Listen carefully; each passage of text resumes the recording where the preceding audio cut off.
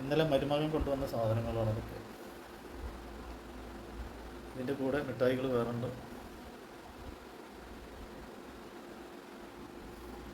ഇതിലൂടെ ഷർട്ടുണ്ട്, പിന്നെ ചുരിദാർ, അങ്ങനെ 3 ഡ്രസ്സുകളുണ്ട്. പിന്നെ സ്പ്രേ,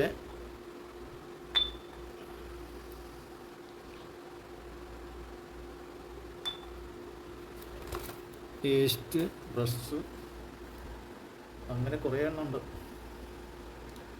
കംഫർട്ട്, ചീസ്, കറുത്തമുന്തിരി, പിന്നെ ലോഷനുകൾ, ബദാം, പാൽപ്പൊടി, ബനിയന്, നില, അങ്ങനെ പേണ്ടി പറയാൻ പറ്റില്ല. അങ്ങനെ കുറേയേറെ സാധനങ്ങളും. പിന്നെ അതിൻ്റെ പുറത്ത് മിഠായി പറയുന്നു.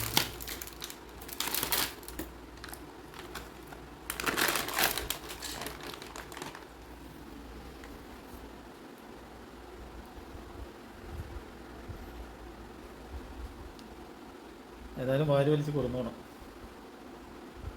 ഇതിനൊക്കെ സംഖ്യ പൈസ ആയിട്ടുണ്ടാവും. അപ്പോൾ അവിടെ നിന്നൊക്കെ കംഫർട്ടൊക്കെ കൊണ്ടുവന്ന് പറഞ്ഞാൽ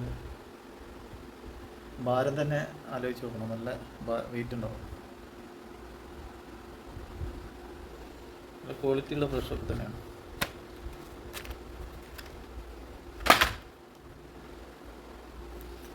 ഇതൊക്കെ നമ്മൾ ഗൾഫിൽ നിന്ന് വരുന്ന സമയത്തൊക്കെ കുറേയേറെ കൊണ്ടുവന്ന സാധനങ്ങളാണ്. Coffee make. ഇതിട്ട് ചായ കുടിക്കാൻ തന്നെ ഒരു പ്രത്യേക ടേസ്റ്റാണ്. തേങ്ങാപ്പാൽ കൊണ്ട് ചായ കുട്ടണമല്ല. അപ്പോൾ ഏതായാലും ഇത് ഇട്ടൊരു ചായ കുടിച്ചിട്ട് വരാം. മിഠായികൾ, നമ്മൾ ആ ബെഡിൽ കിടക്കുന്ന മിഠായികളൊക്കെ, ഈ ബെഡിൽ കിടക്കുന്ന മിഠായികളാണ്. ഇന്നലെ രാത്രി എടുത്തതാണ്. ഇത് പിന്നെ ന്യൂട്രല്ല, ബ്രെഡിലൊക്കെ വെച്ച് കഴിക്കാൻ പറ്റുന്ന സാധനം.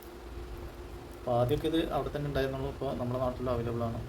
പക്ഷെ നമ്മുടെ നാട്ടിലുള്ളത് ഇത്ര ക്വാളിറ്റി കിട്ടില്ല. നല്ല ക്വാളിറ്റിയുള്ള സാധനമായിരുന്നു. ഇതൊക്കെ പിന്നെ ബോഡി ക്രീമാണ്, ബോഡി ലോഷൻ.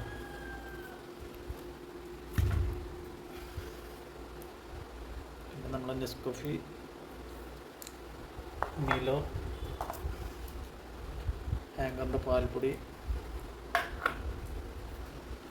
2.5 കിലോത്തിൻ്റെ പാൽപ്പൊടി, അങ്ങനെയൊക്കെ ആയിട്ട് ഒട്ടനവധി കുറേ സാധനങ്ങളുണ്ട്.